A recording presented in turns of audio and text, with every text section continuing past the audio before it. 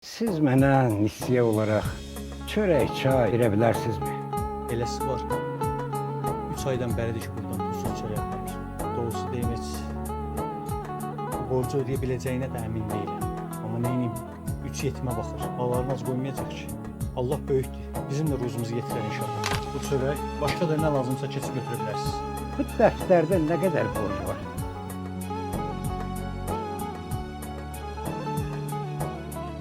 Allah səndən razı olsun. Sən ki bu qədər cəmaata güvənirsən, Allah'a düşünüb yetimləri ac qoymursan, deməli yaxşı adamsan. Qoy bu da məndən onlara Ramazan payı olsun. Anam deyir ki, iftar üçün pizza 3 milyon. Gələn aydan gələndə bunu verəcək. Narahat olma baba. Ürəyin nə istəyirsə götür. Anaya da deyərsən ki, o dayı gəldi də